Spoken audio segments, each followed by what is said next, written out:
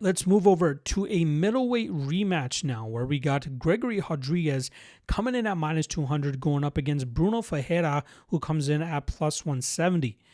Now, Rodrigues is looking to build upon his two-fight winning streak, the last of which was a win over Roman Kopylov, a fight where he was able to pretty much dictate the majority of that fight with his striking game, showcasing that his durability is still pretty good. And he beat Kopylov in the striking game, which is where a lot of people believed Kopylov would get the better of Rodrigues. But when Rodrigues gets into his groove, manages the pace, dictates the pace, walks forward, throws his big combinations, and lands with the emphasis that he does, he usually muzzles his opponents pretty quickly. He is a BJJ black belt, and we've seen him mix it up in the grappling game when he needs to, but he can win solely off his striking if he needs to as well.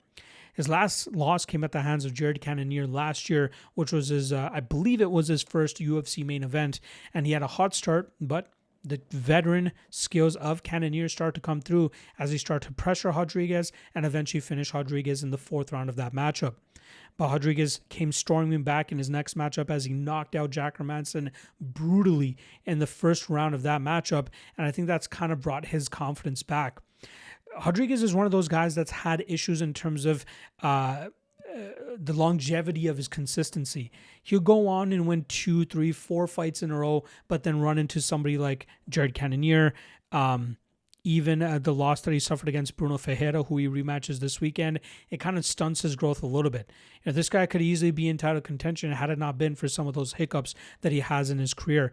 But I think those losses are making him a better fighter. I think if he could redo it against Jared Cannonier, he wouldn't come out so hot looking to take the veteran out of there so quickly.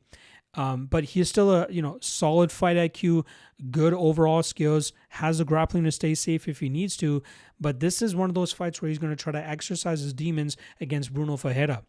Now, Ferreira came into that fight with Gregory Rodrigues on short notice, even though he earned his contract through the Contender Series just a few months before that.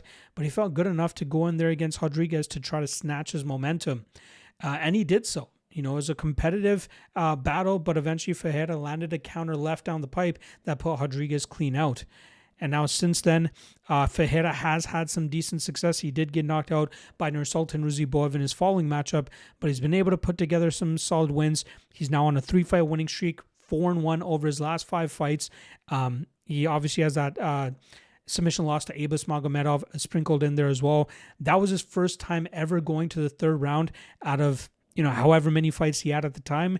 And even last time around against Marvin Vettori, that was the first time he had ever hit the scorecards in 17 pro fights. And luckily for him, he was able to get his hand raised.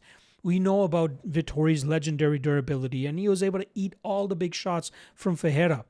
Ferreira did start to slow down in that third round. That's where we saw Vettori have some success. But we know Vettori couldn't punch his way out of a wet paper bag, so we knew Ferreira probably wasn't going to get finished in deep water. If anything, it would have been from exhaustion, but Vettori wasn't providing enough resistance there or much of an offensive effort to cause Ferreira to quit. So we know Ferreira can go into deep water now, but I don't think he's going to be all that effective against somebody that can actually provide a threat to him, especially a finishing threat as well. Ferreira is a BJJ black belt, and we often see him look to get fights to the ground where he smashes through his opponent's guards and threatens with submissions or nasty ground and pound, that Hulk smash type ground and pound. And then on the feet, big winging hooks, big power shots that often put opponents away as well. He's a fun fighter. Very skilled fighter as well, and a very dangerous fighter. But I think this is one of those matchups here against Gregory Rodrigues where we see the fight play out how it probably should have played out in the first one. Now, this is the second fight in as many weeks where we see a rematch happen where the favorite in the first fight loses, but they still are a favorite in the rematch. And the fight that I'm talking about is Jocelyn Edwards against Nora Cornell. We saw Edwards lose a split decision against Cornell in their first fight. Obviously different from the result that happened in the Rodrigues and Ferreira fight. But then the second time around, Edwards left the judges out of it, got a nasty slam submission. It was like a slam to a submission finish that she was able to get over Cornell. And I expect a similar result to play out here for Rodrigues. Maybe not as violent, but I still expect him to eventually find a finish here against Ferreira. At minus 200, probably not. We know Ferreira is nasty with his power, and maybe we see a muzzle for Rodrigues because of the threat of that power. But I think Rodrigues will be a little bit more assertive in terms of establishing his jab, keeping Ferreira at the end of his punches, exaggerating that 4 to 5 inch height advantage that he has. He has a 3-inch reach advantage as well. I think we see Rodrigues play it a little bit safe through the first round and a half. And then as he senses Ferreira starting to slow down, that's where we see Rodrigues start throwing with big power. And I think that's where he ends up getting the knockout win. So I think this fight finishes inside the distance. I think Rodrigues wins, but I would think twice in terms of taking him at chalk.